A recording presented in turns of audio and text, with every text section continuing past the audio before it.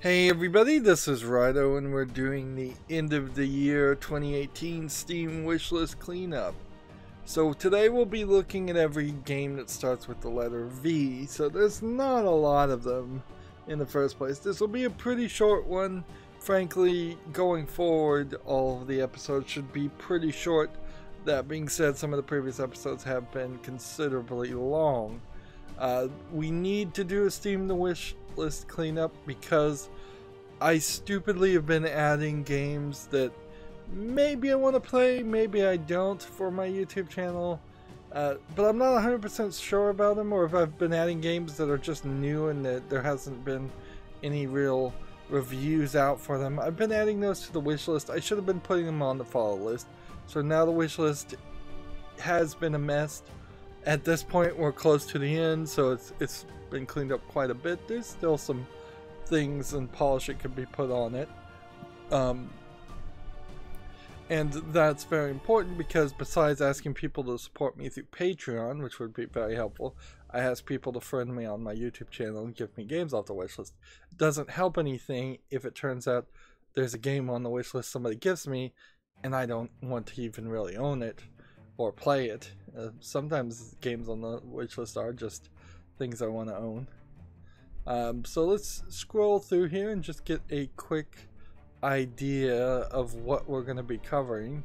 We'll be looking for specific red flags as far as all the games that start with V, and we have basically every available Chrome plugin you could have that enhances the experience. See, we're already at the top for looking at games on Steam. So this first game, Valdis Story Abyssal City, it is 36% positive with 11 user reviews now. Over its lifetime, it's been 84% positive of 1,866 reviews. So it's important in my head to balance these out and say, well, there might be a problem recently in the last 30 days that makes this game no longer worth playing. There could be just something that the developer or publisher, although this doesn't even say who the developer is, has done to get it review bombed. Or it could just be that these 36% of these 11 reviewers just are no longer satisfied with this game. This game came out in 2013 according to Steam's release date. It could have been earlier and released on some other console besides Steam. So that big difference is a red flag, certainly. Generally speaking, we want something that's rated at least positive. I'm not being particularly picky. I just want something that's positive or very positive or overwhelmingly positive, and I want at least 25 reviews being counted. Generally speaking, although I have since found out it's not always the case, the reviews over here are people who bought the game directly through Steam, and it excludes people who activated it via a key or got it for free or somehow, some other way. There's nothing really amazingly wrong with these screenshots, although some of these older games might be lacking in having a video, and I find that if you can't actually see the gameplay, that definitely gives me a lot less information. If I'm seeing gameplay and I'm seeing it stuttering, or it's just not what I thought or imagined it was, because a screenshot can certainly take you in different directions mentally. I have, to further assist me in decisions, I have I believe this is the Is There Any Deal plugin, which will tell us a historic low price. I'm a pretty cheap gamer, so I wouldn't want to probably play this game just from the looks of it for $15. But if it was $3.74, that seems like that's something interesting. Now, it's also a little interesting this is a Steam Greenlight game, since Steam Greenlight has since been shut down, and now it's just Steam Direct. Anybody who pays $100 per video game title can get it listed on Steam Not that that guarantees you'll get $100 in sales back. If I was signed in Steam's relevancy engine here might help. We'll be looking for relevancy in some other ways. As a video game critic, I'm looking for a strong single player experience. That's all this one really offers. There's no multiplayer. If this was a VR game in particular, I might go into the description and just make sure if it's a VR game that it can be played without VR. Some games can, some games can't. But beyond that, most of the time game description doesn't really give you too much information. We'll be keeping an eye out for the languages. I see a slight tendency where games, if they're English and Russian only, or English and Chinese, simplified Chinese or traditional Chinese, or both, those games tend to be slightly higher in their chances of being a what Steam calls a troll game. Valve calls them troll games. I like to call them very low effort games because I think that covers a little bit of a wider gamut of what really shouldn't be on Steam, if anything should be kicked off Steam. Although for the most part, Steam and Valve are taking the route of not kicking too much off, and that's fine, because most of these games that are bad never get seen or recommended to anybody, so they might as well not exist. This is slightly concerning, the fact that this has 77 achievements. That tells me this might be an achievement game. We have the Steam Charts plugin, which tells you about the life of the game. If it had an all-time peak of 1,959 for kind of a no-name niche single A product or double A product, maybe it's probably single A, that came out in 2013. That's not a terrible all-time peak that nearly 2,000 people at the same time were playing it. And the fact that 14 people at the same time today played it is still pretty good. We also have the Steam Spy plugin, which tells us the average playtime, which is 6 hours and 32 minutes. That's a combination of everybody who launched the game and then closed it after a minute to everybody who left it running for hundreds of hours. Generally speaking, you'll find the average playtime around a third to a quarter of the amount of time it takes to beat a game. Here we have the how long to beat play plugin that says to beat the main story it takes 11 hours, to do the main story and extras it takes 16, and to play like a completionist and do everything is 23 hours. So 23 hours for 77 achievements is still kind of high when you consider that things like Borderlands 2, I guess, would be a great example. They have tons and tons of achievements in Borderlands 2, but you really would have to put 300 or 400 hours in the gameplay to probably get most of them, all of them. Well, you can get most of them, but you'd miss a few, particularly in Borderlands 2 case, because you have to play as a different character and work up your way up from 0 for 4 or 5 different characters. Now, it looks like Steam Spy doesn't have any data for the past 2 weeks, so you have slightly conflicting information here. It says 14 people played it at the same time today according to Steam Charts. Steam Spy says nobody has played in the last 2 weeks even 1 minute. Neither one of these sources are great, but they're the best you're gonna get, so you just gotta live with it. We won't really be using the performance survey plugin. This would be more helpful, particularly if when I have to put my money where my mouth is and actually think about buying the game. The only thing that would really concern me is, can it do 1080p? And see, that's not even really a big issue either. What would be an issue is if the performance satisfaction by GPU was really, really low. If people are just having problems. And see, this is not a lot of people report to whatever this plugin even is. It's some of these plugins tell you what they are, some of them don't. We have the Open Critic, I believe, plugin that tells you Metacritic scores and OpenCritic scores, and sometimes we'll put awards the game has won. Steam's built-in suggestion algorithm here might suggest some games, but it tends to point you to the top 10% of games that you've probably already heard of. This void memory is an exception to that. So yeah, I've very possibly at this level already figured out and seen 90% or more of every game available on Steam and evaluated them and taken them off. But I really don't see new games ever getting recommended. Also, the recommendation engine is not the greatest.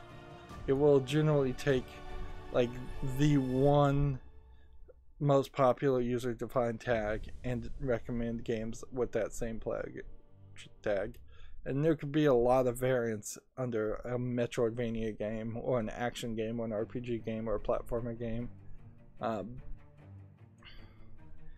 Let's see. And then if a game is in question, we come down and look at the reviews. Generally, I don't want to read positive reviews. I consider about 10 positive reviews to be the equivalent of 1 negative review.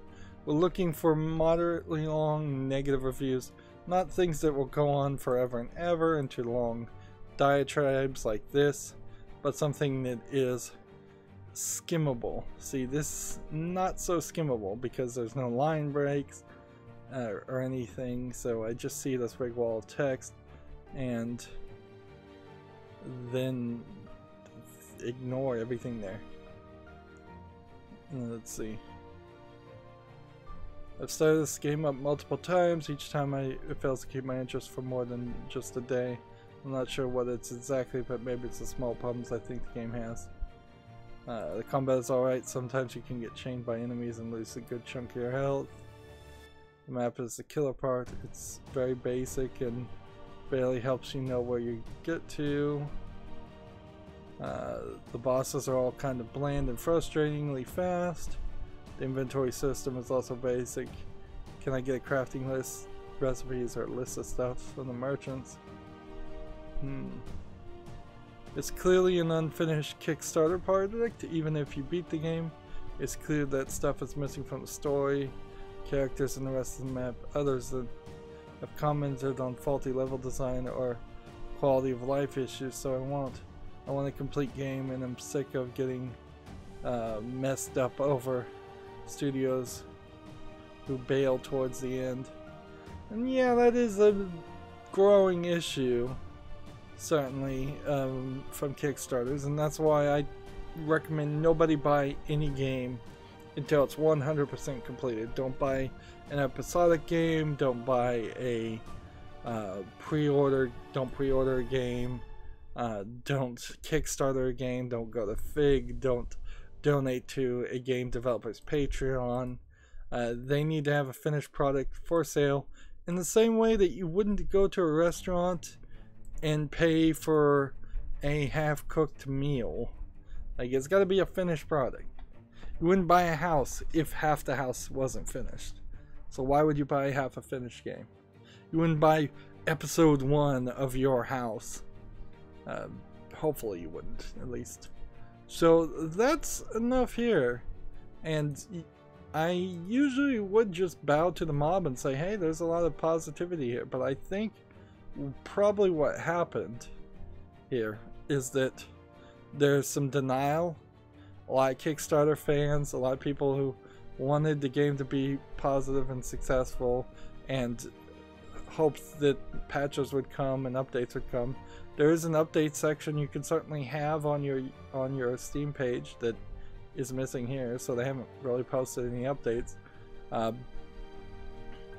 So I think there was some over positivity hype train going on, and now, you know, 5 years later, people are realizing this is not where it should be. And we can expand on that thought, and we can see what the other game this developer has made, which came out before then, and see how making what is basically a match 3 game is a lot simpler. And see, it doesn't even feel like it's solely a match 3 game. This is so old, from 2011, it doesn't even have a video. So I think I'll throw this developer a bone and put this game in the wish list, or yeah, I'll put this in the wish list. And if I ever feel like buying a match 3 game, probably for not $9.99 but $2.50, even $2.50 is probably a little bit high. I think I might go with this 50 plus levels. For a YouTuber, that might be nice to have a finite match 3 game, but for a regular player, that probably would kind of suck unless there's an infinite mode. As for the other game, I have on the right of my monitor, or more accurately, I should have. Let's see. How am I going to do this? Well, I screwed up. Oops. Let's go back here. Let's open this in a new tab. Go back here. And I'll just highlight the text so I know that it should be removed. I didn't set up on my secondary screen what I was supposed to have done, which would have been to, let's see, where did that go? Alright, well, I was supposed to have 4 columns. One was supposed to be for removing games off the wish list, one was supposed to be putting it at the top of the wish list, and one was supposed to be to ignore the games, which I probably wouldn't have used anyways, and one is to put it on the follow list. So I'll have to make some quick on the fly quick cues here. So I guess I could type in like remove and just leave that there, and then go to the next tab, and it won't be in the search box. So I'll just make notes that way, because I started recording before I set up that part. Alright, well that's not too big of a mistake. Moving forward, we have a game called Void Memory. It's rated very positively. Now, generally speaking, it's 89% of 68 reviews. My threshold is 25 reviews. If a game just doesn't have 25 reviews, that's a slight problem. Generally speaking, I would not go any further with this game. I would just say, okay, it's staying on the wish list. But we've got a little bit of extra time, so we can be a little bit more picky. This is a 2017 game, and it's not widescreen. It's also not getting recorded properly because they've got some overscan issue with a white line pixel here. This interface doesn't look amazingly good. I kind of like the art style in some of the screenshots, but it does kind of feel like it's a zoomed out pixely art style, so it feels a little rough. It says it's a Metroidvania. It looks to me more like it's a hack and slash beat 'em up. It's $9.99. Here's recent updates, however. So as late as July 13th, this has been updated, and apparently it's supposed to have some upcoming DLC. Which there's no DLC right now. You might want to. We'll have to keep an eye out for that too. Sometimes games are free and for the first episode, and then DLC removes them. See, and I could certainly go fishing and come down and see if I can find some negative reviews. Let's see. Very bad game. No reason to get invested in any stories. There is no any interest to play the game until the story becomes apparent. It's not combated or the oriented game either, just a waste of money. Just bad gameplays and feels like pre-alpha. Let's see, this is August 23rd, this is October 2nd.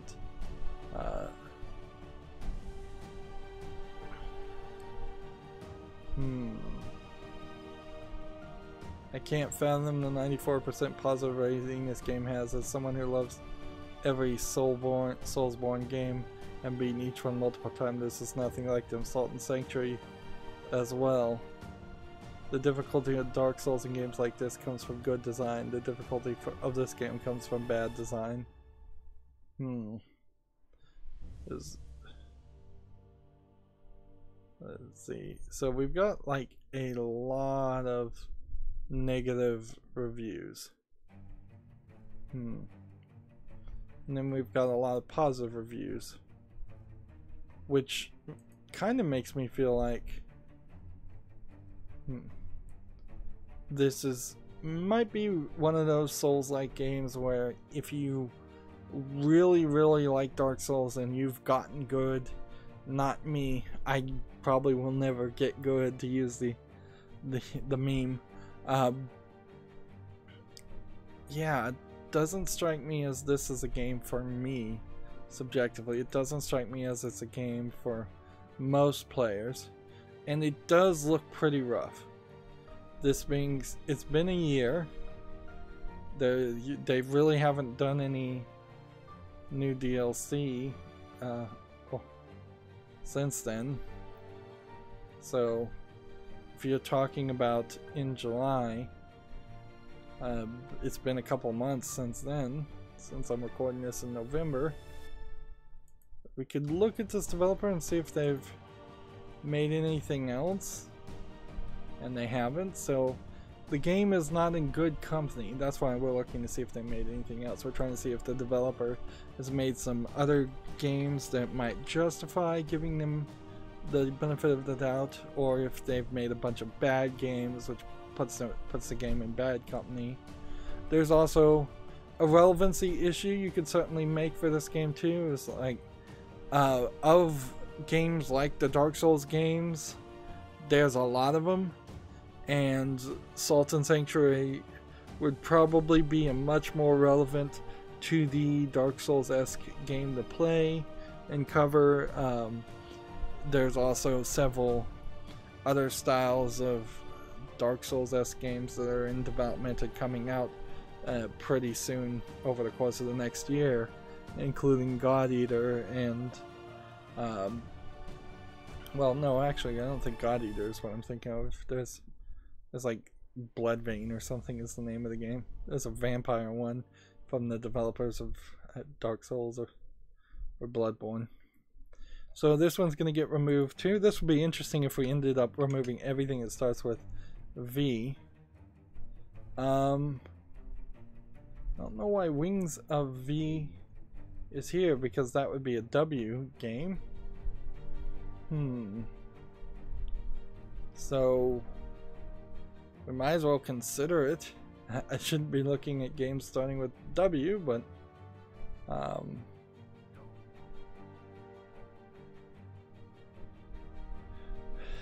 Wings of V is a 2D platformer. It's rated 85% of 799 reviews. I suppose there is also something to be said about, if we go back here, 68 reviews is kind of a small amount of people who have played the game, so the reviews might not be that accurate in that way anyways. It's more open to review manipulation. That's why I want to see at least 25 reviews before I even consider a game, because it's just really easy to sway it and get 25 of your friends to go and review your game.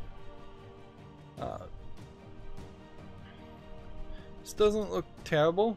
You've got the widescreen, you've got a kind of old school interface, like, but not terrible. It's not just going for 8-bit graphics for no reason. So many games look like that. Let's see. This looks like it might slightly be like Kid Icarus, but I'm not sure. I never played Kid Icarus. The idea of platforming and slight bullet hell in the boss fights. Very difficulty mode sounds good to me. I certainly don't want to ruin myself. I love the fact that the game video just showed her land in the lava, take 10 health damage, and then go back to a checkpoint that was right next to to that point. That is great. Now, to be fair, this is probably slightly playing on the succubus, sexy angel anime-esque tropes, although by modern standards I wouldn't even really call this much of an anime art style. And that's not too terrible, although it kind of smacks in the face of I think what many people would be looking for when they're looking for a female protagonist. Like that tag kind of needs to be split in two, because there's plenty of female protagonist games written from what is traditionally called the male gaze, where it's objectifying the character, on top of games where the female protagonist is being given a more positive, more strong perspective. Something like Tomb Raider is a great example of a game that kind of does both. It both empowers Lara Croft, but also at times draws her from as a object of desire. This looks good. It might be kind of short, and on a lot of these games shortness may not get reported because the how long to beat plugin may just decide not to work at all. Let's see, it's not unheard of for people to complain about control settings and not being able to change the controls. That being said, this person did put 77 hours into this, so he couldn't have hated it that much. Let's see.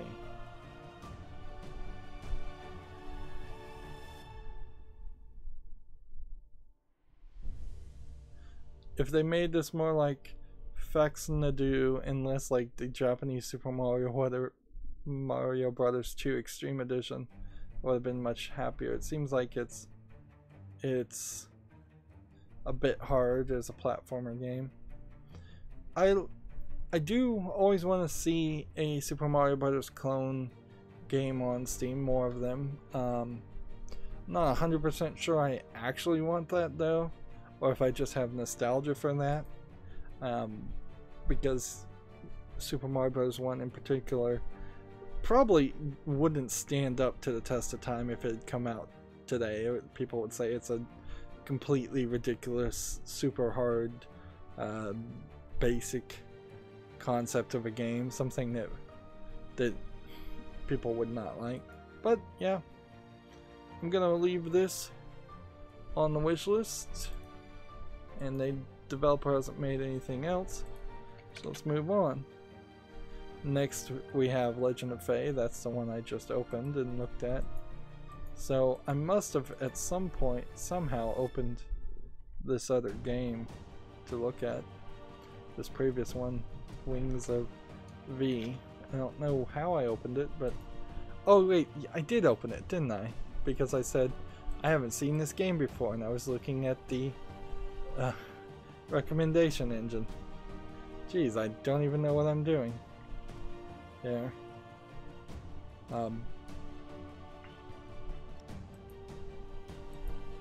Think Steam's shop probably needs a little bit more work too.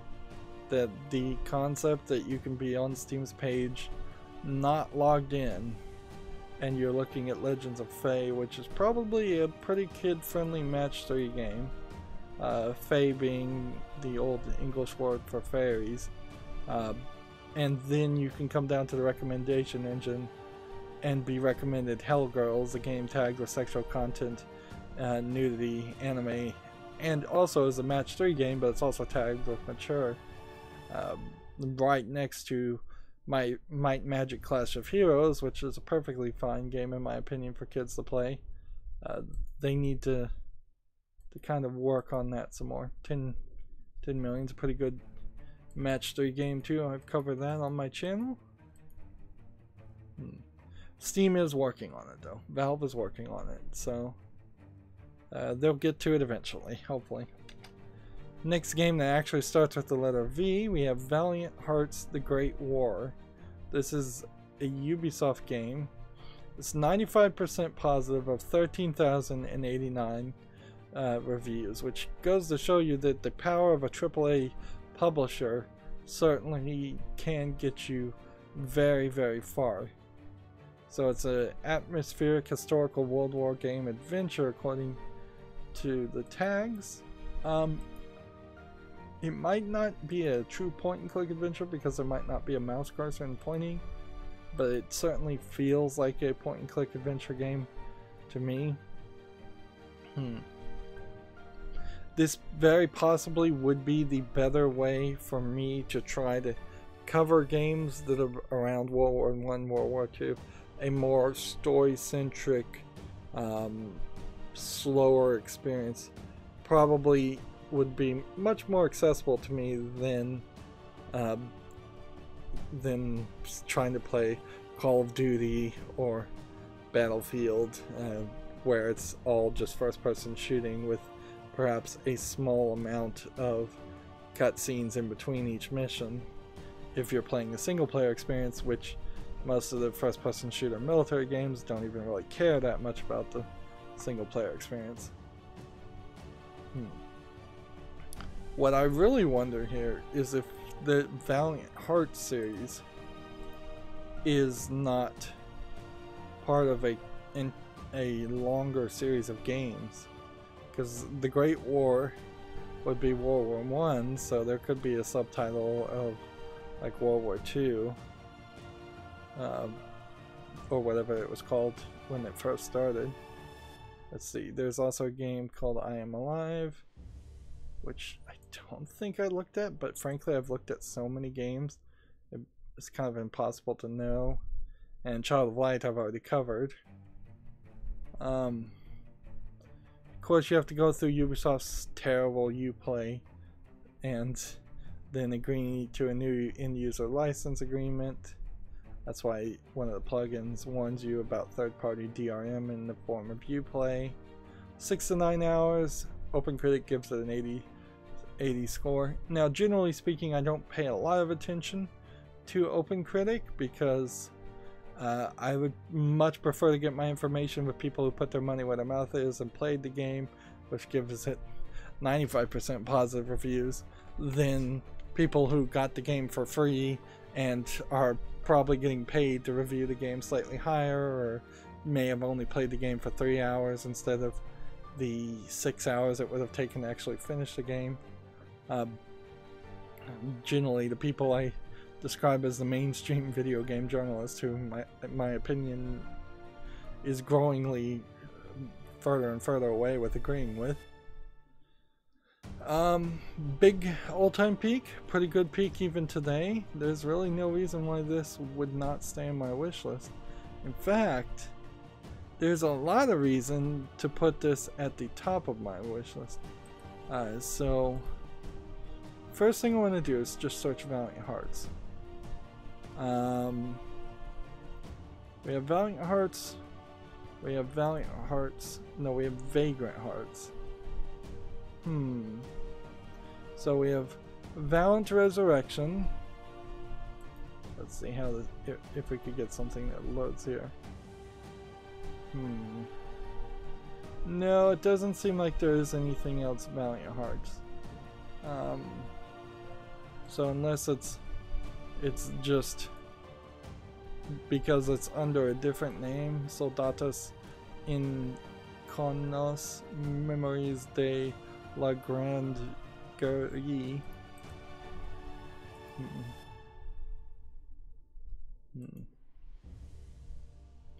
Nope, nothing else comes up by that name either.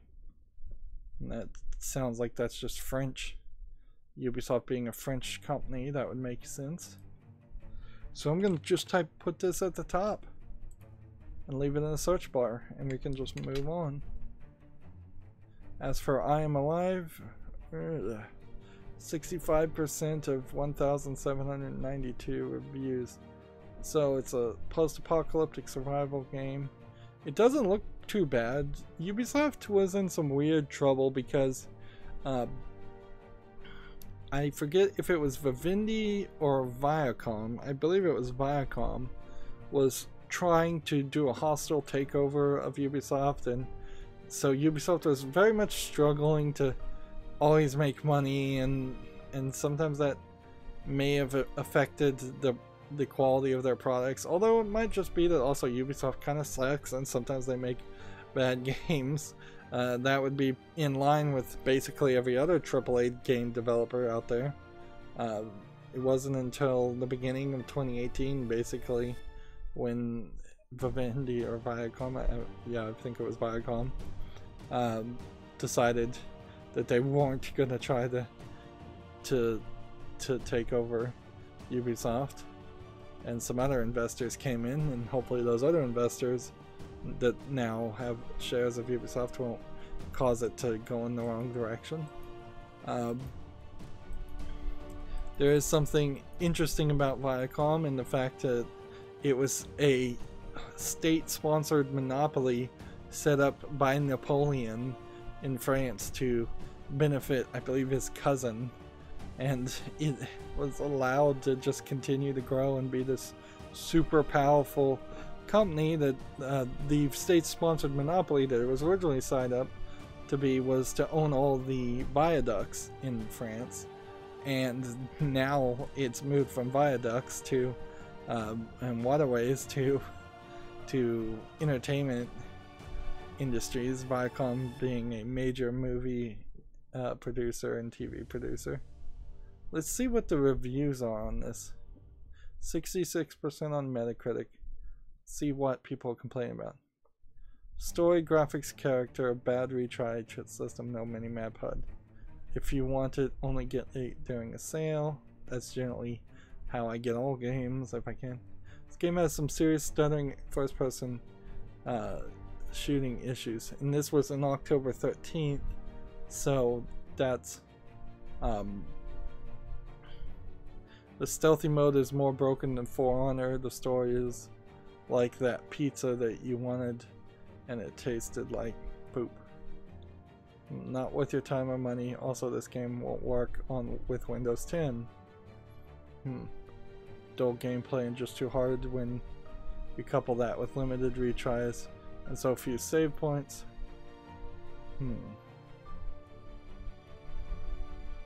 Cool idea, but the game simply doesn't feel finished.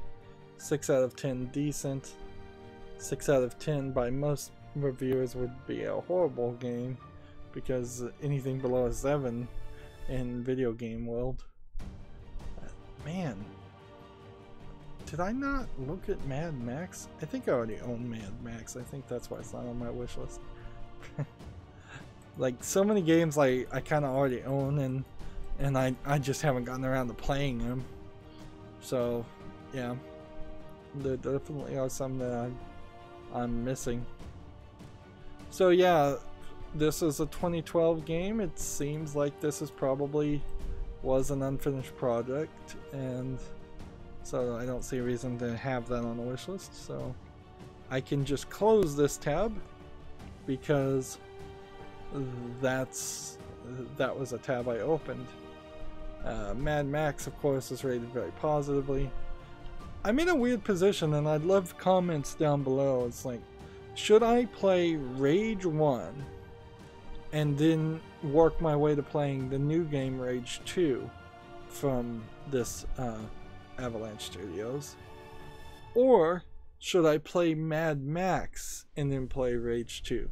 Because Rage 2, it's a pretty open secret, was going to be Mad Max 2, but because of licensing agreement disputes of the movie title for the publisher Warner Brothers and the director writer of Mad Max, they just couldn't or weren't willing to at least license out the game to be a Mad Max 2. So I'm in a weird position. Like, if I go back and play Rage 1, that game would be, I believe, like a 2011 game if I was just to pick a number.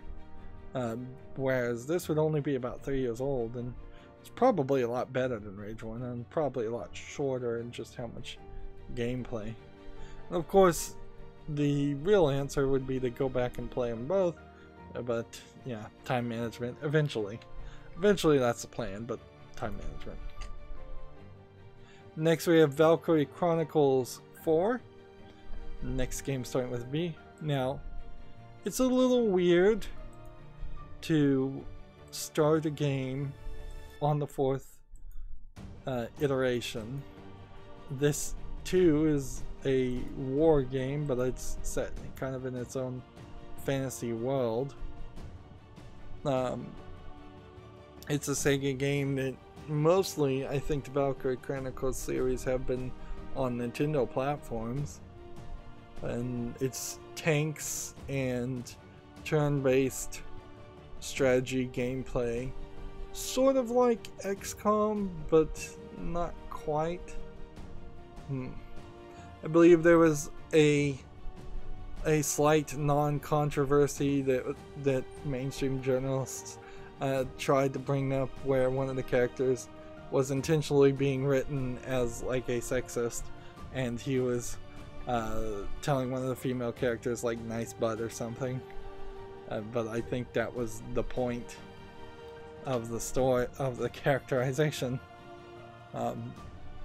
which is really just a bad and stupid thing to say out loud, that an artist can't portray a negative character in their stories. You can't write a bad guy doing a bad thing, or even kind of just a slightly bad guy doing a slightly bad thing. Everybody has to do everything that is politically correct at all times, even in your fictional video game. Pretty ridiculous. But that's more of a tangent for this game. Yeah, there's really not a lot of reason this would leave the wish list. Ideally, a game like this would sell well enough that they would come back and try to make some remasters or ports.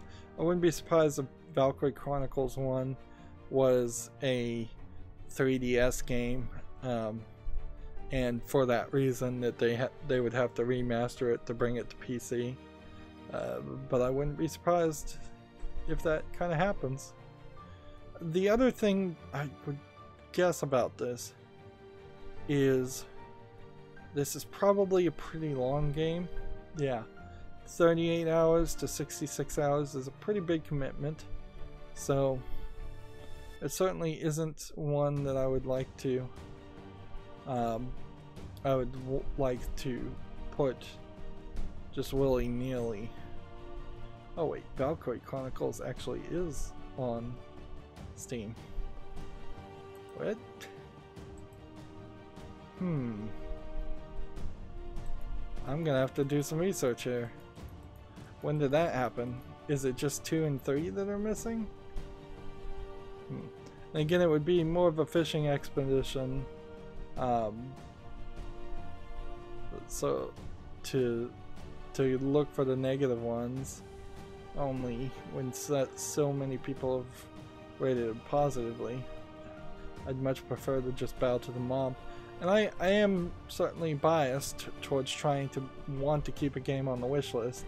I don't want to remove something if there's a good reason for me to play it. This is also a game that probably won't be on discount since it's relatively new for any time soon, so getting around to playing this and purchasing this is probably not going to be a high priority. So yeah, there's Valkyrie Chronicles 4 and there's Valkyrie Chronicles 1.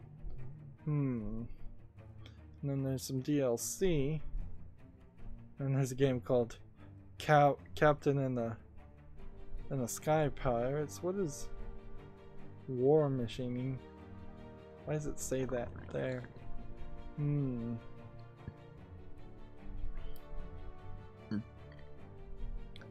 Well, let's keep on going forward then. I just will have to double check this. Valkyrie Chronicles 1 is very positive. It's from 2014. It doesn't look too bad. So This one's been historically as low as $4. So if I was to get this, play it, and just really commit to it, it probably would be a considerable amount of time. So I could probably play Valkyrie Chronicles 1, then wait at least a year until Valkyrie Chronicles 2 maybe would get added to Steam, and then maybe we could work through that. Or maybe it really just doesn't matter. Maybe you just play 1 and then skip to 4. But yeah, really don't have to do anything more. If I want to keep 4 on the wish list, I probably want to keep 1 on the wish list. Although, frankly, there is a point here where some games, it kind of is better to just skip to the latest one and skip over some of the bad versions of games, particularly if there's not a story really going on there. Next we have Valkyrie Drive Bikuni, which is probably a Japanese mispronunciation of bikini. This is a game that's tagged anime, sexual content, nudity, action, and cute, but I've looked at this and the screenshots are moderately tame, so don't have to worry too much about screenshots of videos popping up. So on the adult games, there are a lot on the wish list. I want to own them. I want to support the industry. I want to support Marvelous Entertainment. Like, oh well, actually, I'm not sure if this really is Marvelous Entertainment. That's an anime company. It might be, it might not. This is from the creators of the Senran Kagura series, who has a whole series of anime, sexual content, adult games. I don't know, since YouTube and Twitch are getting more conservative, how I'd really cover a game like this. This one would probably be fine, because I imagine it's just in this dressing room feature that you pick out some clothes. Maybe there's a cutscene or two that gets shown off. If there's not a lot of content that needs to be censored, I could cover the game as normal.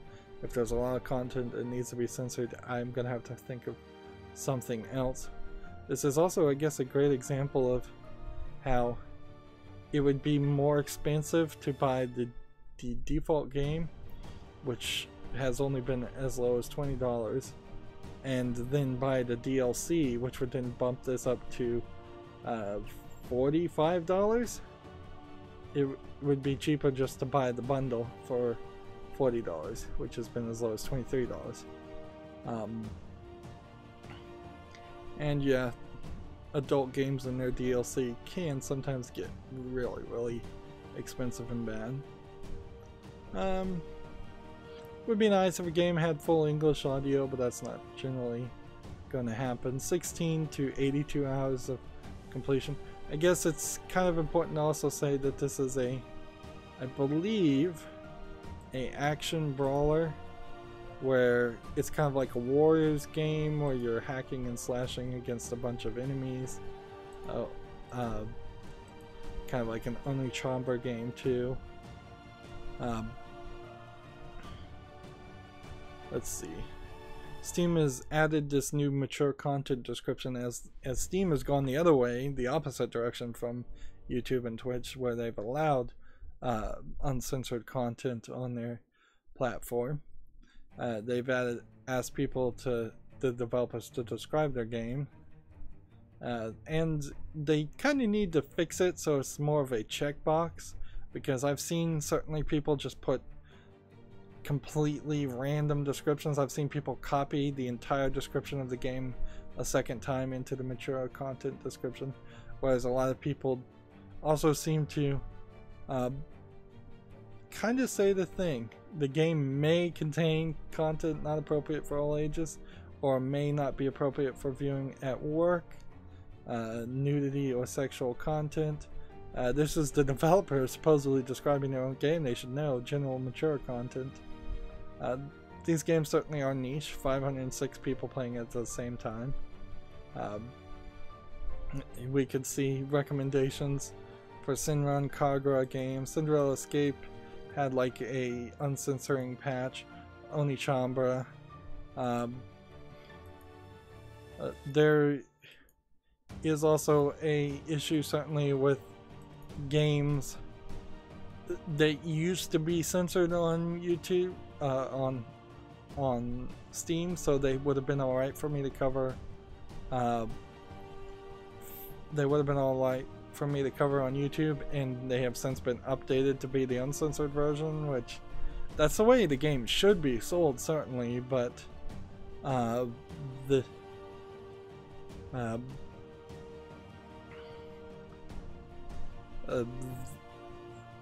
was I saying? I got distracted. I was reading a review.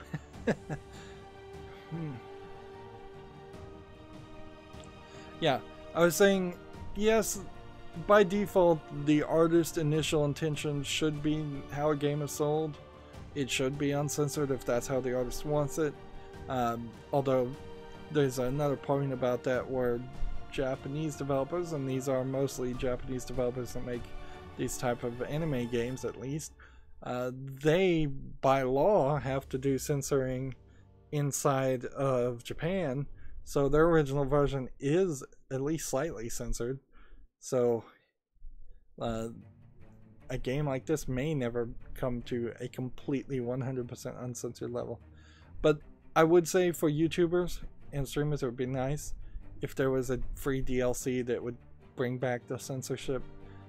There might also be a few more lenient liberal parents out there who say you can play these kind of games because you're like a 17-year-old teenager, but you have to play it in censored mode. And I'm sure the parents would probably not enforce that too well. This probably is the only adult game starting with V though, so let's move on. Yeah, still not really sure there. I'm also really not sure as far as when we start doing next year the follow list cleanup, because I don't plan on looking at the wish list again until probably at the end of 2020. Instead, we're just looking at the follow list, which is games that are brand new. I don't know what is going to be the trigger to put more adult games on the wish list, because I've already got a ton of them, and it's kind of a highly curated, or at least moderately curated experience, and I'm not sure how strict I need to be as far as which games deserve to be added to that curated list. Okay. Next we have Vampire Legends, the true story of Kislova. Never heard of this name. This is a hidden object game. Sometimes hidden object games are called just adventure games or point and click adventures. Basically, if it has a hidden object scene like this, it's a hidden object game in my mind, even if this is like the only scene in the entire game. The problem with hidden object games is they're way too expensive by default. $10, $13 if they're from Big Fish Games, who publishes a new hidden object game like once a week. This has been down to $2.49 at a historic low, but that's still pretty low, pretty high for as low effort as hidden object games tend to be. I wouldn't call them very low effort games, but I would call them low effort games. This one pretends like it's a connected storyline, so like I'm keeping a few hidden object games if they have a connected storyline, where it's like this would be Vampire Legends 1, and then there'd be a Vampire Legends 2, 3, or 4. And even that is being pretty generous, because I'm probably never going to play another hidden object game. I tried it on my channel, it didn't save me any time, didn't seem like it got me any more views, and they're all basically the same. So yeah, this is getting removed from the wish list, as almost all have been removed from the wish list. So we'll leave it at that. For people who know what they're getting and want hidden object games, they like this game. It's not really even as much a testament against any individual hidden object game that they're all getting removed from the wish list. It's more of just a subjective admittance to myself that I don't like playing hidden object games and I don't find them particularly entertaining. Next we have Vampire the Masquerade Bloodlines. So this game is 94% of 5,332 reviews. I'm fairly certain that the reason this is tagged cult classic is because there is to my understanding, and I am certainly not well informed on the subject, there is like a real group of people that live action role play using Vampire the Masquerade books, which is kind of like a Dungeons and Dragons guide, I suppose, a set of rules where everybody is a vampire. And apparently somebody made a game based off that, make an RPG experience. People liked it. It was published by Activision. I doubt that this developer, let's see, we'll see if I click on this developer, what else do they have? Arcanum of Steamworks and Magica Obscura. That's the only other game this developer has even made. I thought I'd probably click on this developer and it would take me to Activision as a publisher. Now Activision has bought out / merged with Blizzard, so this is the developer now of Destiny, Destiny 2, World of Warcraft, Diablo Immortal is the most recent game that they've announced that's caught people's attention and ire. I don't know if I would really play this game, and I don't know if there's really a great single player experience here, or if this is more of a just generic RPG. 23 to 40 hours of gameplay is not incredibly long. Certainly Metacritic gave it an 80, but it's just such an old game at 2004. You're talking 14 plus years old. The graphics don't look terrible, but they certainly don't look good. It's rated M, so maybe that would be a problem, maybe it wouldn't. Most video games are rated M.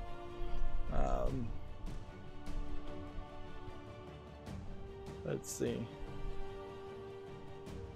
RPG designed for children on the PS2. Actually, I think that might be a helpful review for me, because heck, if you're telling me it's a simplistic RPG designed for children like Pokemon, I think I'd probably have a better experience than a extremely complicated RPG where I had to do a lot of micromanaging. See, I guess what we could do, and I know that there's another Vampire the Masquerade game on my wishlist, but I would like to see if there's any others. No, just two. So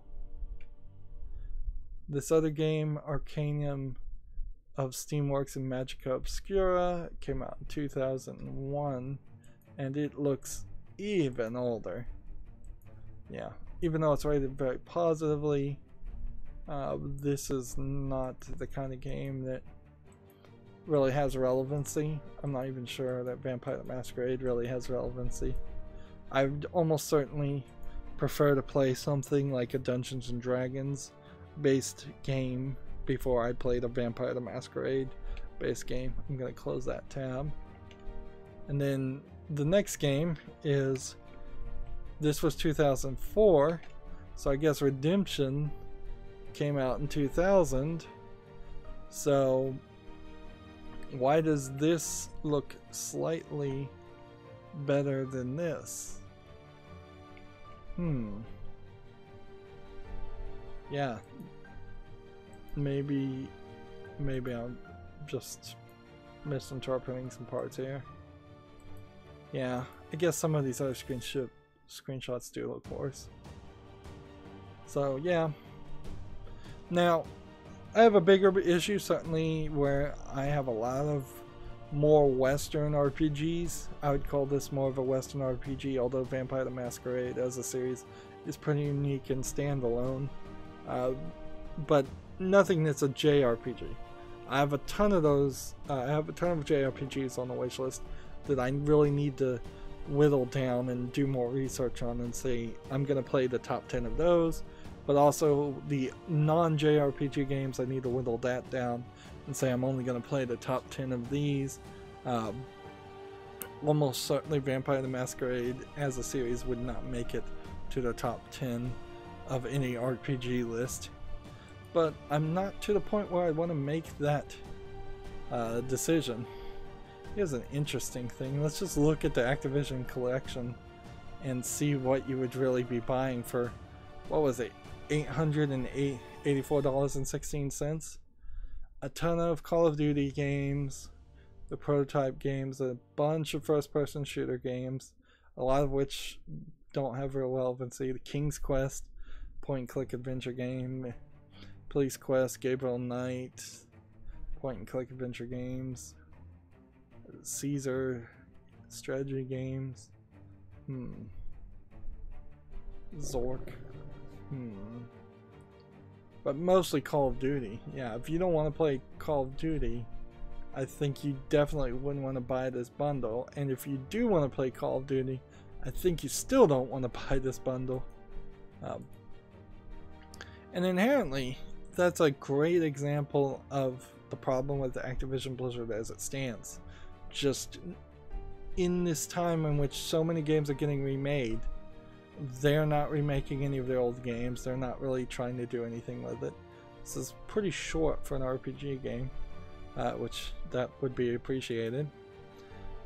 But yeah, they're not remastering, they're not re-releasing, they're not making new tentpole games on their old IPs. Instead, the best, newest thing that they've made, I guess, would be Heroes of the Storm, maybe Destiny, I guess Overwatch too. But there's a lot of abandoned products that could use a lot of polish. Of course, also people don't want mobile products from people who are mostly from Activision Blizzard. So if there was a Vampire the Masquerade for mobile, people would not be happy about it, like they weren't happy about Diablo Immortal. Moving on, we have another vampire game just called Vampire. Now this is from Don't Nod Entertainment and Focus Home Interactive as the publisher. It's 65% of 83 reviews in the past 30 days, but it's 70% of 3,547, so I believe this was an episodic game. I'm not 100% sure that it's got all the pieces out yet. So let's see if we can figure out what the negative reviews are, whether it's because it's not finished or because it's just let's see. Vampire is a third-person action game set in this. I was really excited about playing this game. I'm a big fan of the vampire media, TV shows such as Buffy and Angel, the originals, The Strain. I don't think anybody should be a fan of The Strain. I wonder if that series is even still going. The combat system is poor, the story is boring, but my biggest disappointment is the role-play point of view. First thing I was most excited about was the player character Jonathan Reed, who's both a doctor who wants to save people and a vampire who needs to feed on people. I imagined a game full of tough moral choices. Unfortunately, while it's technically possible to play non-lethally, it's far more difficult than the likes of Dishonored or Deus Ex. Wow. Well, and that's kind of saying a lot, because I tried to play a non-lethal or somewhat non-lethal playthrough through Dishonored and failed, and almost certainly couldn't do that with Deus Ex 1 at least. Let's see. Game-breaking bug in the second chapter. Promised Dark Souls difficulty with great story, but nothing of that worked out. You want story, go for The Witcher. You want combat, go for Dark Souls. And do not bother with this game.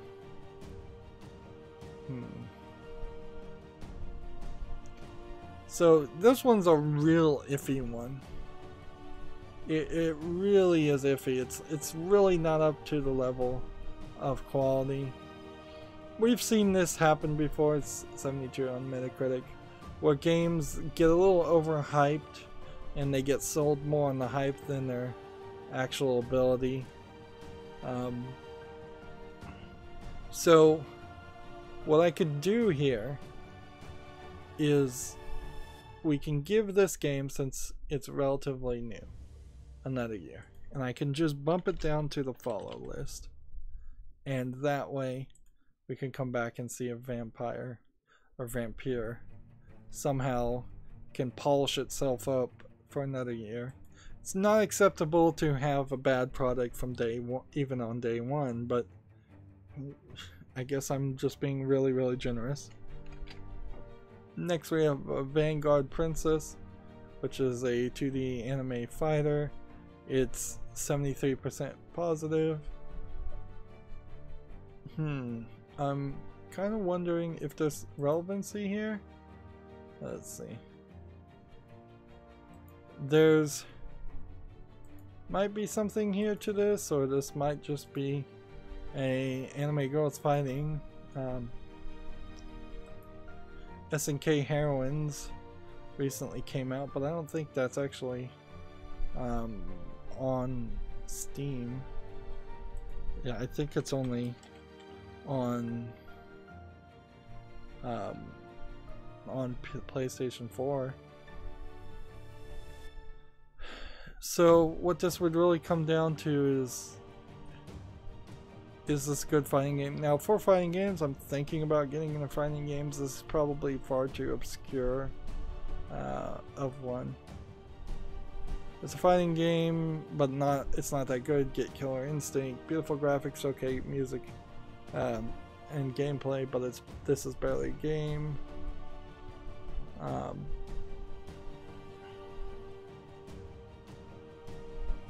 Don't do it. Use $5 to buy coffee. Buy Honey Pop instead if you're its only redeeming feature is anime titties. Buy Honey Pop instead, which is a puzzle game that I covered on my YouTube with a little bit of censorship. So yeah, even though this isn't tagged with nudity, I guess that's maybe what's the issue here as to why this was here. This has been as low as 50 cents, and at 50 cents I think that would probably be alright. And it's still getting updated, or at least announcements are coming out, if not real updates. This director's cut up DLC that's free probably uncensors the game, which probably would be helpful for me. Full English audio is nice too. I'm being generous by far by leaving this on the wish list. What else do we even come from this? This seems to be a second game called Vampire Princess Lilith, and so I'm gonna take a risky maneuver here, and we'll see what this is. Yes, action, indie, casual, sexual content. Oh, this is actually DLC. Didn't look like DLC. Well, whatever. So, yeah. That's why that's there. It's because I'm a big old perv, and I always use that word as lovingly as possible. Next we have Vanquish. I guess I don't own this. There certainly is a game that kind of looks like this that I do own, and I tried the cover and it played very poorly. Platinum Games, so it's from the developer of Bayonetta, and I love Bayonetta, so that's probably why this is here.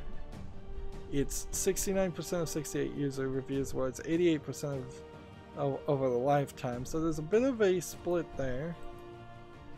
This looks very much like kind of a generic first-person shooter game, though. It's $20 now, but as low as $6.19. Let's see, we could... This looks a lot like a fight sequence from the original Ghost in the Shell movie.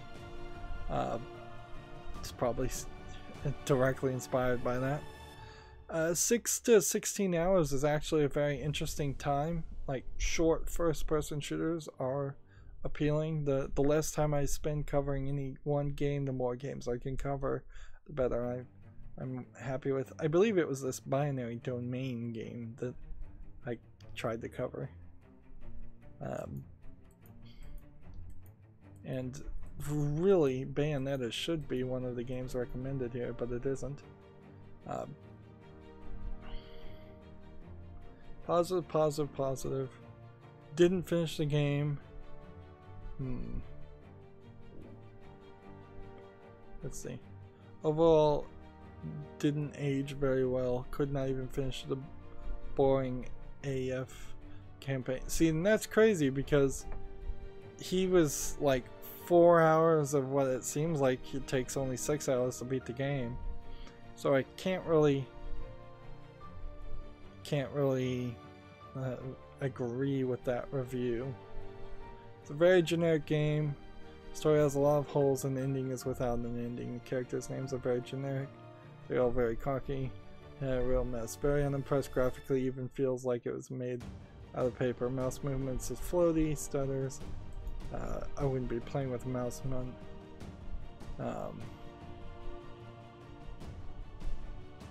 No way to turn off mouse acceleration.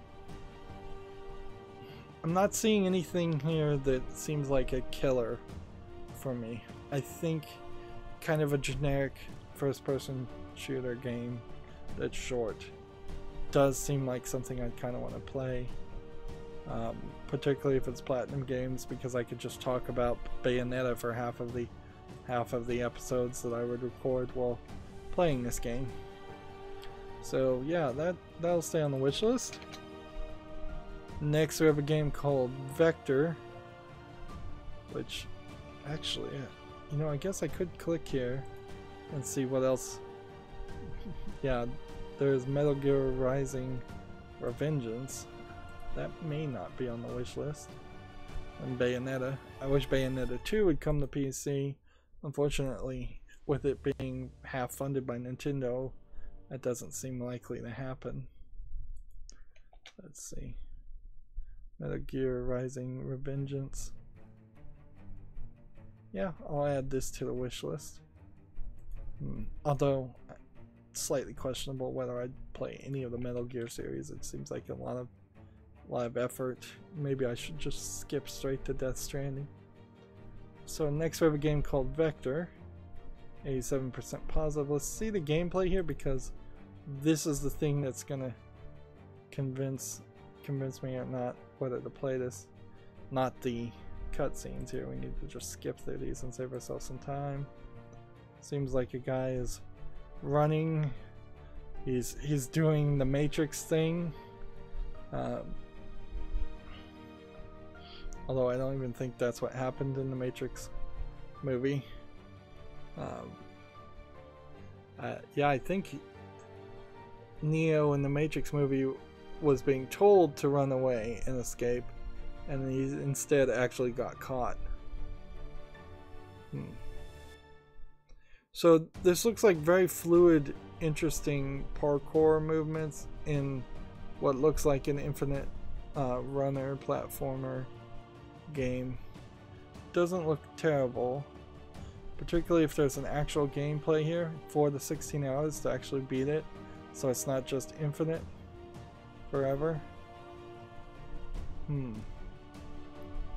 Yeah, I don't see any reason why this would leave the wish list, and unfortunately this developer hasn't made anything else, and this came out in 2013, so that's past my 4-year limit, at which point I just assume a developer / publisher has given up their name or gotten out of the video game business in total. But that doesn't really mean anything. It just means if this was Vector 1 and there was a Vector 2 that you would expect to come out, maybe you would then say, oh no, they've abandoned the idea of making a sequel. For a game like this, I doubt any story is going to play much of a role anyways, so even if there was supposed to be a sequel and it ends on a cliffhanger, that's not going to be a big issue. Next we have a game called Velocio Box. How does this play? Is this a dropper or a rhythm game? This is probably a game that would drive me insane and I would not be very good at, in all honesty. Spinning around. This is, I believe, the game Polybius is the name of it, just done in squares instead of a circle shape. Yeah, and the idea of this just getting faster and faster and more difficult and more difficult. This feels a lot like a finger killer for me because I have a bit of arthritis in my hands and I don't want to play a game where it's designed to drive you crazy and make you die many times over. And it's just totally there to drive to be super difficult and mash a lot of controllers and buttons. So while this is rated positively, 94% positively even, this is really just going to fall down to a subjective. This is not the kind of game for me. Thumper is a similar example of that. Downwell is a game I tried to play and it didn't work. I did One Finger Death Punch. It's pretty fun for a couple hours, but I didn't hold on to it to try to get all the achievements or anything. And then there's certainly a lot of bad versions.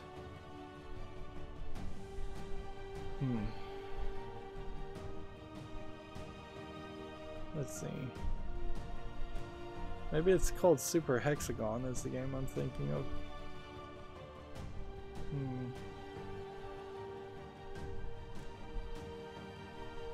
Yeah. This one's just not for me though, so I'm gonna go ahead and remove this subjective and move forward. Next we have Venetia Gold Edition. Now this is a 2009 game. It's really old, and so it would be hard to justify playing this action adventure RPG, even though it's 76% positive of 212 reviews, which is not a lot of reviews for something that's been out for 9 years. I saw someone speedrun this, and sometimes when I see people speedrun games, that gives me the idea of, hey, maybe I want to play this for real. Although, in all honesty, most of the time when games are speedrun, it's because they're glitchy. I don't think Venetia really falls too much into that category too badly. I could go on a fishing expedition and look at like negative reviews and see that it has like a 61 Metacritic. This probably is not even what you would call a AA game.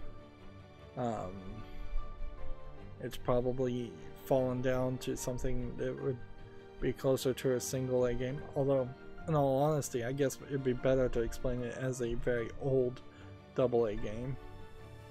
And it's made by Deck 13, which, let's see, what else have they made recently? Quite a few variety of things, but some pretty old stuff too.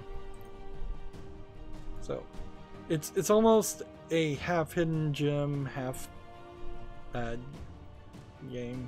I would say it's probably worth covering if I had nothing better, but I probably also would be scraping the bottom of the barrel to play this game, because there almost certainly would be something else on my wish list at any time that was discounted more than this game is, that it would make a lot more sense to buy that, and I'd be a lot more motivated to play that game over this. So a lot of games on the wish list could very well stay on me. stay on the wish list forever, or maybe when I come back in 2020 and look at the wish list, I'll decide, oh no, these games actually aren't worth covering now. They're just way too old. Like, you could certainly make an argument that a 9-year-old game that had no sequel and didn't really do anything as far as relevancy is not in a good position as far as a game that needs to be covered. Or you could say, hey, this is kind of a hidden gem. It's been as low as $1.49. At that price, this looks actually pretty good. Particularly when you know that like 49 cents is probably the lowest price you're allowed to sell anything on Steam as. Next we have Venture Kid. This is pretty easy decision. It just came out this year.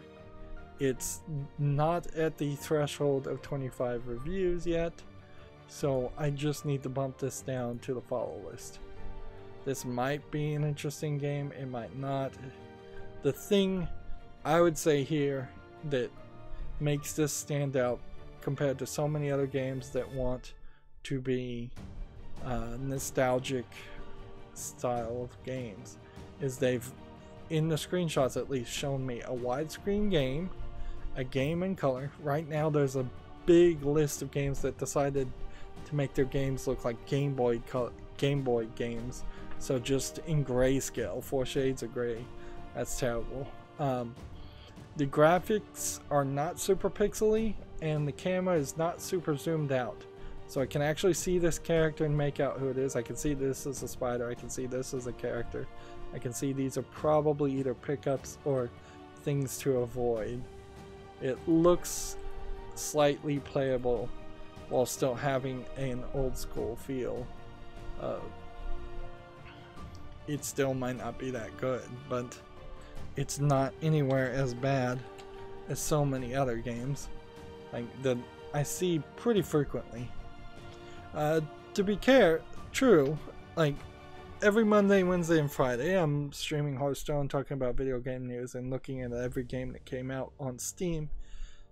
The vast majority, I would say at least 80% of all games that come out on a daily basis are terrible ever since Steam Direct came out, but Steam Greenlight was not much better, so there's just like a lot of bad games on Steam that come out. But I guess it doesn't matter, because unless you're like me and you're digging at the bottom of the barrel and seeing every single game that comes out, the recommendation engine will never push you towards a game like this. It'll put you to something like Shanti, which is a much bigger title that people have played and people have liked instead. Next we have Verdant Skies. It says it's a moddable building game. It's 83% positive. Now I tried to play Stardew Valley and it had a, well, it was mostly around farming, and I think I've just come to the point where I've realized that I don't like farming games, and this feels like this is probably more of a dating aspect than the farming aspect. It's all from Harvest Moon. Stardew Valley is inspired by Harvest Moon also. This kind of looks like you're just clicking a lot too, so this probably is a pretty awful experience to play. The interface just doesn't look that good. And then use some kind of gene splicing function. Yeah, I could bump this down to the follow list, but looking at how it plays, I don't think it even deserves to really be there at the follow list. And in a game like this particularly, I'd be a little upset with how the animation is kind of rough here, and then they try to make up for it with the zoom in here. At least on an RPG Maker game where you're seeing 8-bit pixel characters and then you zoom in and show much better animated characters when they're talking. At least then you kind of expect that. I don't expect that from a Harvest Moon clone. And this developer hasn't made anything else, so they don't really have any credibility. So yeah, I think we can remove this one from the wish list. Again, this is very much a subjective decision. It's straight up because I don't like Harvest Moon games. Maybe I would be willing to go back and play the original Harvest Moon and see if there's something in that specific game that would make me fall in love with it, but I think maybe a lot of people just have nostalgia for that game from when they were kids and played it, which I didn't play it when I was a kid, so I don't have that nostalgia. Next we have a game called Vessel. It's 87% positive of 264. Seems like it's a liquid machines have overrun the world. Let's see, is there a video to see how this actually plays? Because is this a liquid physics game? It says it's a puzzle indie platformer steampunk game. So there's quite a lot of bad liquid physics games that seem to be pretty much nothing but experiments with liquid physics in Unity or some other engine, and then there's like no animation around it or any other ideas trying to be played here. No, apparently not. Apparently this is more of something different, where you can use water in multiple ways and you have a squirt gun on your back like Mario Sunshine.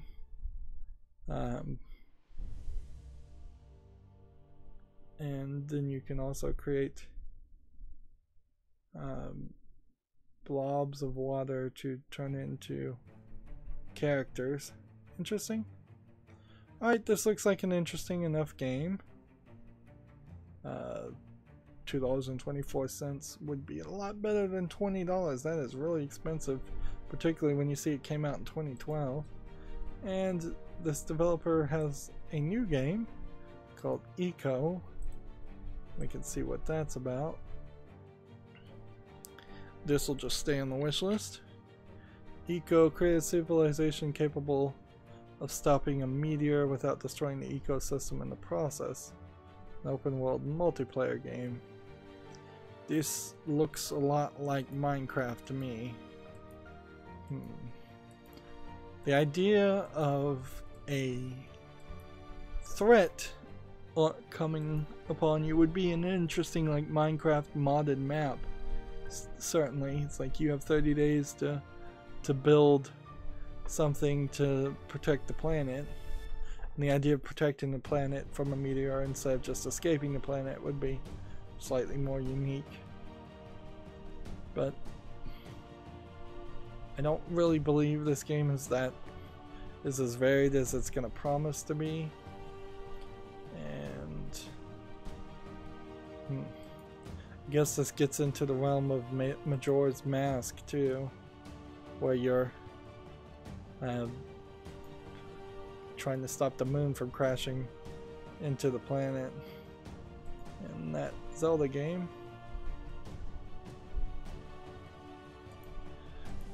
Yeah, this does not strike me as interesting at all, so I can just go ahead and close that.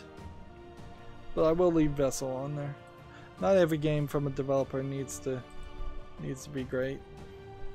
And this publisher hasn't published anything else. Interesting. Next we have Victor Vran ARPG. I'm not sure what A stands for here. I guess it stands for Action RPG. See, sometimes I see ARPG and I think Asian RPG because it might be like a Korean RPG or something, not just a Japanese RPG. And I'm not 100% sure if somebody says CRPG, are they talking Chinese RPG or are they talking something else? Combat RPG possibly. So this game is 88% positive of 2,519. It's 66% positive of in the last 30 days of 21 user reviews. I wouldn't be surprised if there might be some problems with it now. Some hot fixes, bug fixes. They're still working on it. Okay. That might have been the negative reviews. 10 to 44 hours. 10 hours for an RPG is not too bad to go through this. And I know that there's a Victor Vran sort of series. Like, there's some other games that I think are somewhat in the same universe. But I'm not sure how connected. Let's see. Better play Van Helsing or Grim Dawn. Let's see. There's a lot of people just saying it's totally dull, which might be a problem, certainly, and that would be a consideration, certainly, about which RPGs to play. This developer is the same developer that's made like the Tropico 4 Steam Special Edition, and apparently none of the other Tropico games. See if they have any upcoming releases. Some DLC for Surviving Mars. It's iffy. And frankly, if I was searching my wish list and I was going through alphabetical order, I would never get down to this game anyways, but there really isn't a reason to remove it from the wish list. We could double check and just see if there is something else that comes up under Victor Vran. Just this game, Imperatum, full release. We can see what this is. Action RPG, very negative.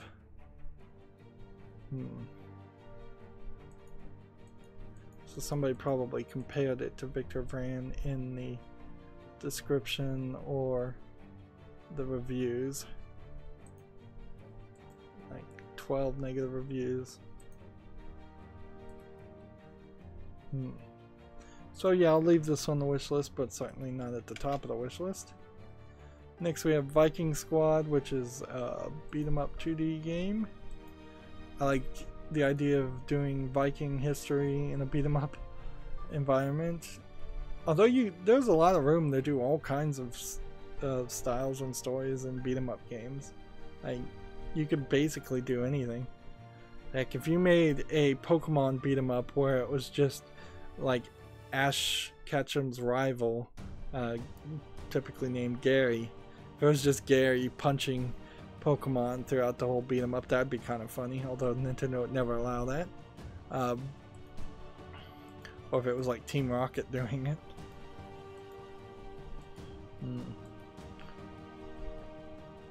Yeah, there doesn't look like there's anything terrible here, so I don't see any reason to go any further and try to find reasons. I've said this a lot, but yeah, there's no reason to dig deeper, and 4 to 8 hours in a beat 'em up is more than enough time for me. Of course, that all depends on the price too. Like, as things get more expensive, the more time I theoretically want to spend with them. Although as a YouTuber, that stops really being as much of an issue. Next we have a point and click adventure. I'm a sucker for point and click adventures, so I'm basically giving all of them free rides. This looks like it's a little rough as far as the game, but doesn't look terrible. So if I could get this really cheap on a discount, yeah, I would be willing to play it. Let's just look at this developer. They're working on another thing called General Horse and the Package of Doom. Is this a joke game? It sounds like it. And then the thing about joke games is this a troll developer and everything they've made is a joke troll, very low effort game, or is it just that they decided to make a joke game and they still deserve the benefit of the doubt? Well, we'll see if that new game comes out later, and then it'll add it to the follow list. As for now, this will stay on the wish list. Next we have Verandy. Now this one actually is free, and it would be kind of hard to ever justify playing this. It's basically a plant growing simulator. I don't think that there's actually anything else to this. Also, I don't think that this developer put any VR support in this either. So, yeah, this probably as a game needs to be removed because it's just too simplistic an idea. And now that I see the other game, well, this one actually looks like it might be a bit of a game. The next game they're selling here is Fireplace.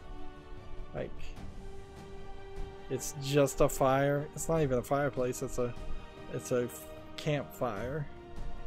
So they don't even have the right name on it. I think this falls too close to the level of a very level effort game, even though it has some slight polish on it.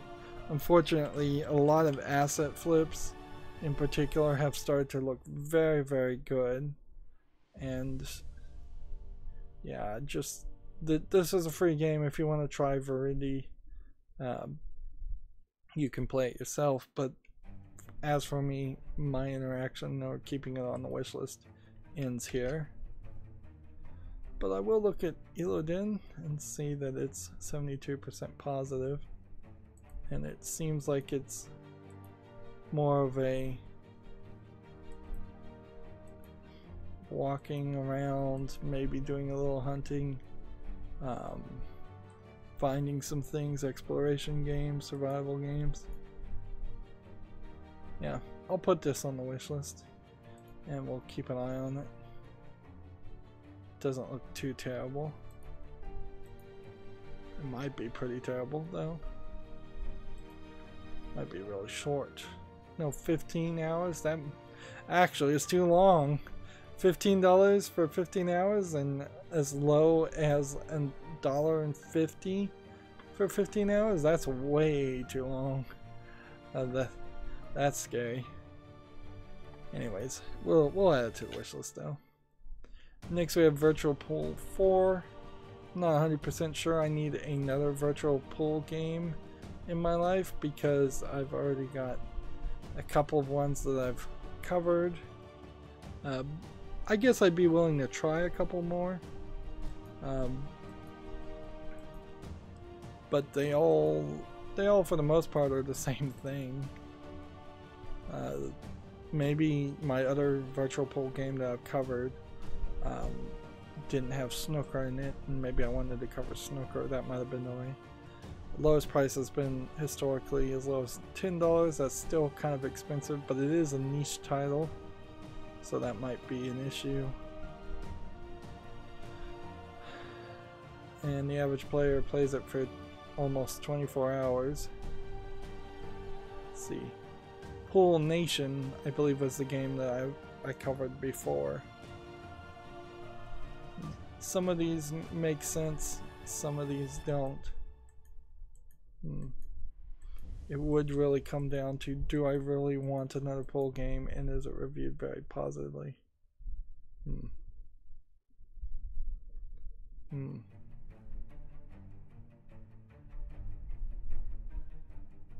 seeing reviews that are just hearts or absolute trash or good are not helpful reviews.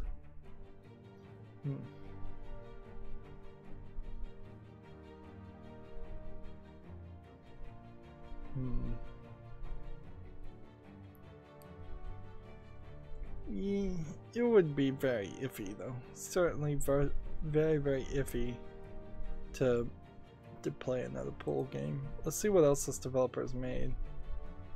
Well, they have a multiplayer version that's mixed reviewed. at 51%.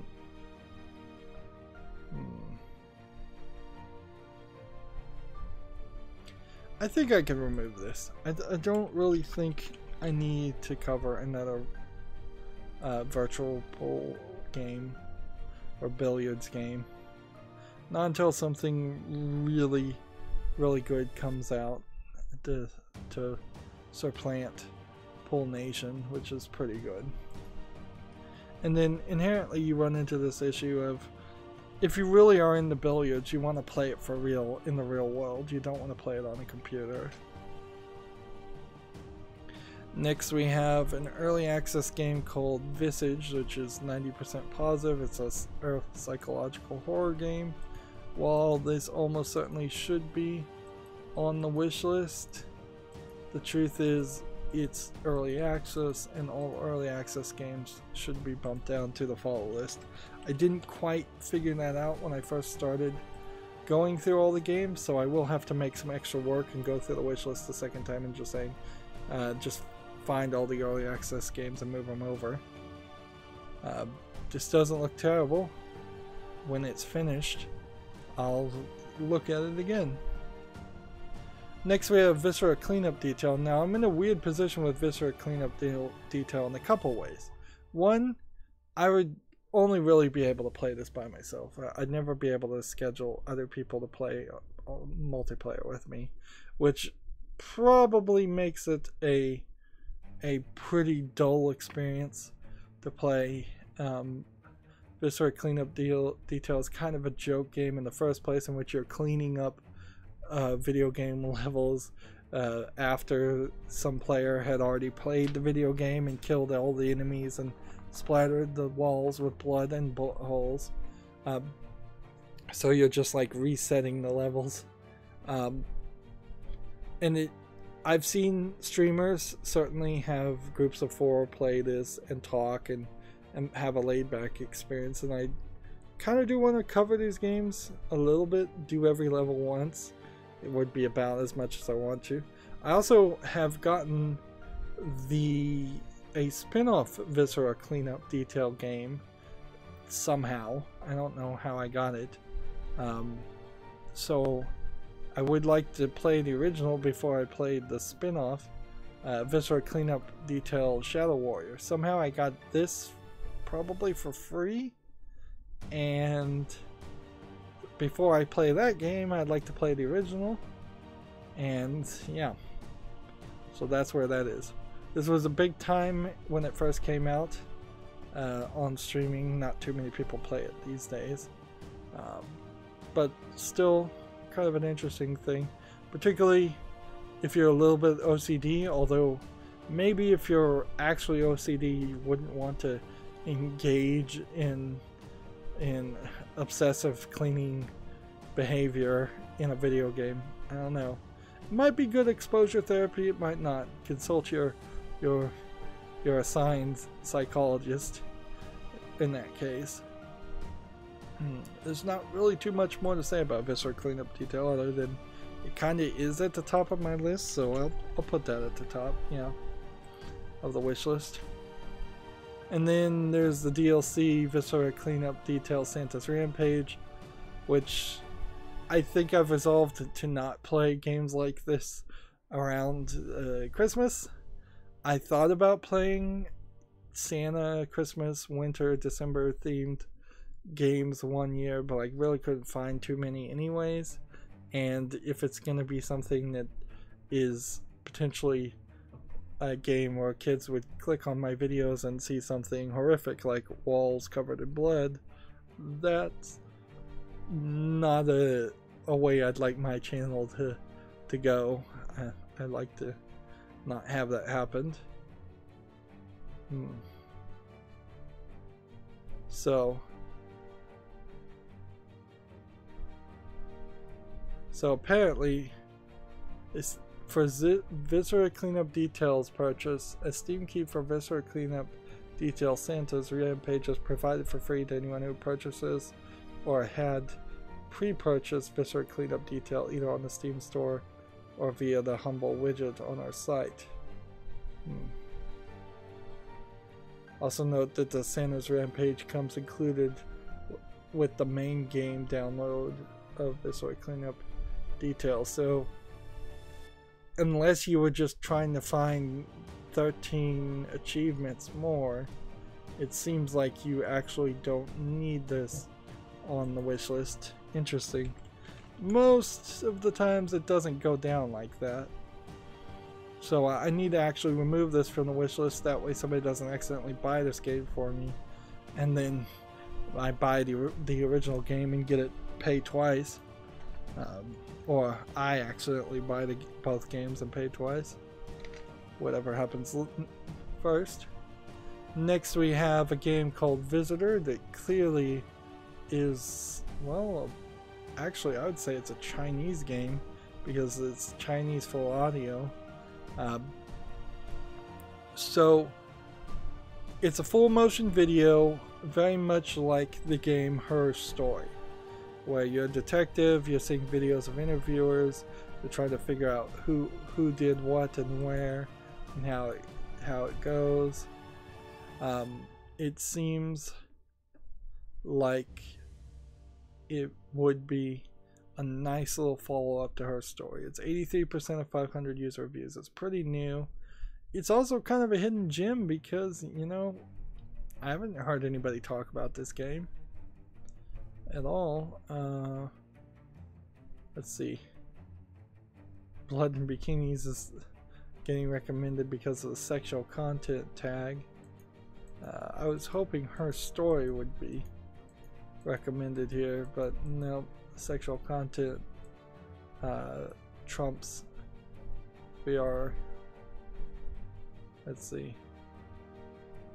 I have one negative review here. Seems like it goes on, and then we have positive reviews, and then we have reviews not in English. Why those are showing up when it should be in English, I don't know.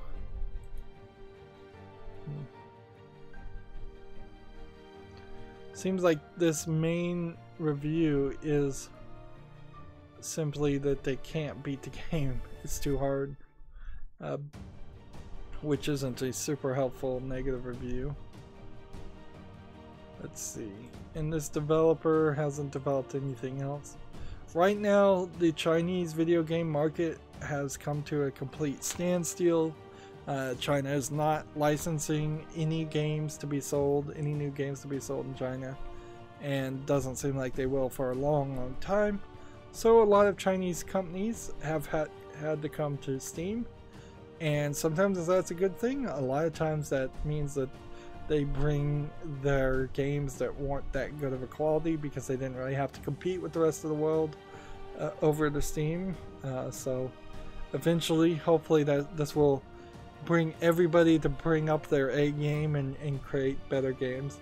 I would love to see over the next few years Chinese game developers make really good Chinese games and that sell well and succeed on Steam. But at the meantime, we have to deal with a lot of ones that are half translated, not translated very well, not very good in the first place. Good news is, in the Steam wishlist cleanup videos that I'm doing right now, not too much of an issue, because if it's bad, it's usually pretty obviously bad. They're not too sneaky about it. Next we have a game called Voi, V-O-I, I guess. This looks like a minimalistic puzzle game. This seems like what I would describe as a one-screen Unity game, because the developer can't like program the camera to scroll or follow or move from one screen to the other, so everything just happens on this one screen. They often look a lot like cell phone games that have been ported. Usually there's like more than actually one screen. There's usually a menu screen and something else. So it seems like a puzzle game using shapes, and whenever the layers of the shapes overlap, they invert the color. So it's almost I guess you wouldn't call that binary. I guess it would just be inversion of the colors always.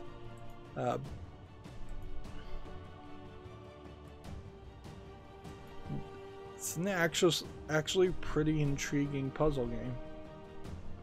See, and it's 49 cents right now, which is, I believe, again, the lowest price.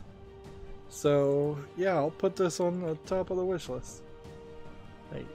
I love playing these little puzzle games. Generally they get a little too boring after a while, and I don't finish them all the way because it's just starts to get repetitive to play them. But I still like to give them a try, and I get like 90% of the way done.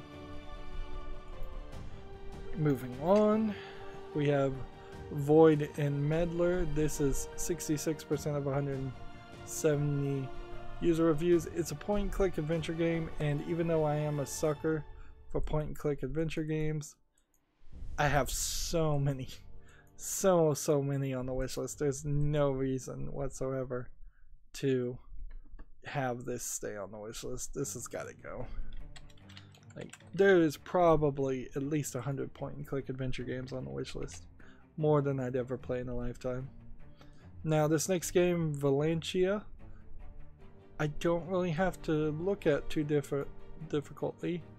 Like, I probably wouldn't want to play this game just from the looks at it in the first place, but let's just put it on the follow list because it's below that 25 review level, and we'll just see it when more people have reviewed it on how they feel.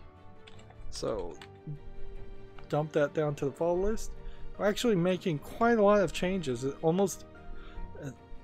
feels like almost half of all the games starting with V are getting moved around, which is not usual.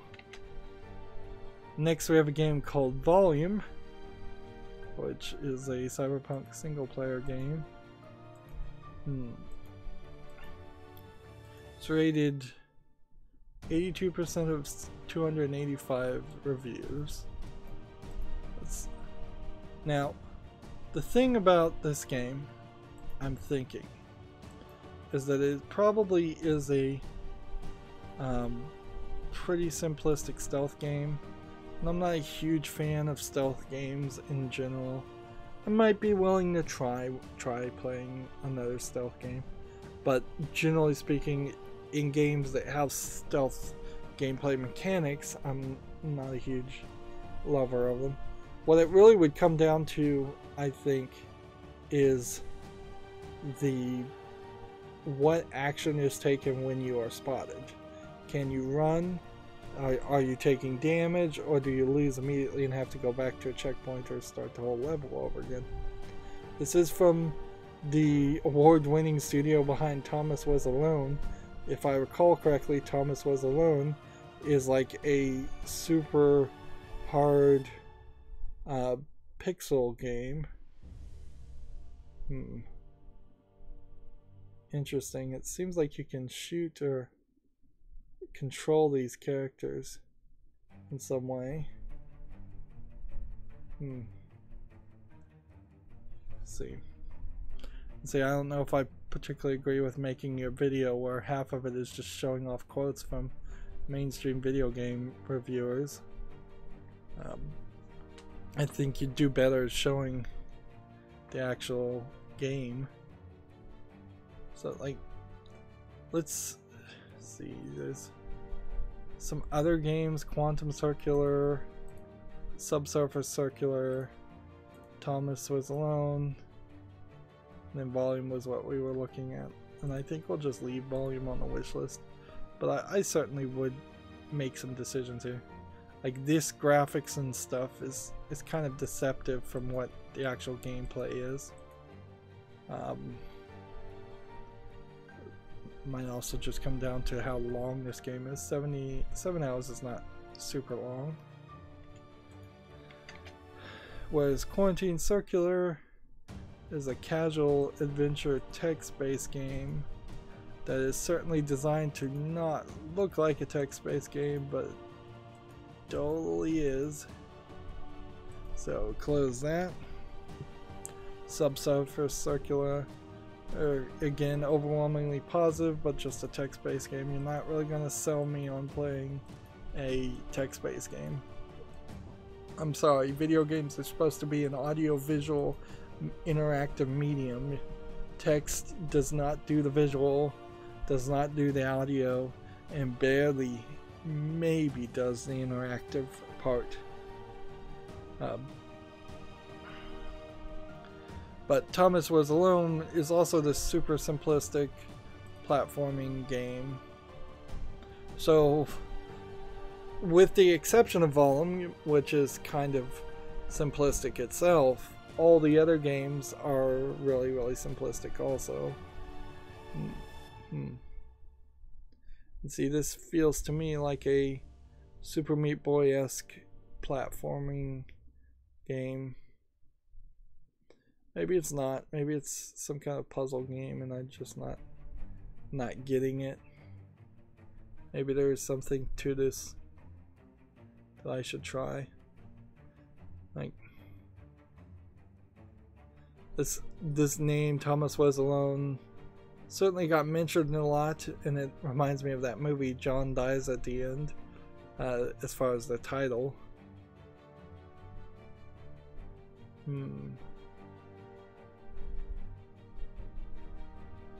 Maybe, you know what? I'll give this one a chance. I'll throw it on the wish list. I probably would rage out on this though and not finish it. It's 3 to 4 hours, so maybe I could put enough time in and finish Thomas Was Alone. And finally, we have Voodoo Vince, which was the remaster of a game pretty much nobody remembered, but I guess people did remember it well enough, or liked the remaster well enough, that it's 96% positive. So sure, why not? I like 3D platformers, those Mario 64 style games, and this feels sort of like that. So yeah, I'm willing to give it a shot. I don't think this developer has developed anything else, though. And certainly this doesn't deserve to be at the top of the wish list because there's no relevancy here. And that is that. So we've now gone through everything that started with V. I've managed to stretch it out to 2 hours when, in all honesty, this probably could have been an hour-long video if I hadn't stretched things out. And next time we'll be doing W. Like, no big surprise there. And then the X, Y, and Z, each one of those probably are going to be about as long as this, if not shorter. That's going to be it for this recording. As always, I ask you to like, share, subscribe, comment, and watch every second of my videos because that helps me with YouTube, tells them that my videos are worth watching. When you subscribe, please click the notification bell. If you want to friend or follow me on Facebook, Twitter, Tumblr, Google+, Steam, or Battle.net, all of those links are down below in the description box. And if you want to support me, which it would be greatly appreciated, you could support me down below via Patreon for as little as $1 a month, or you can friend me on Steam and you can gift me a game that is off my wish list, or just a game that you would like to see me cover in anyways. Or if you don't want to make a decision, it is also possible to gift cards, which would be very helpful for whenever a Steam sale comes by and I have some desire to get some more games to cover. Thank you for watching. Have a good evening.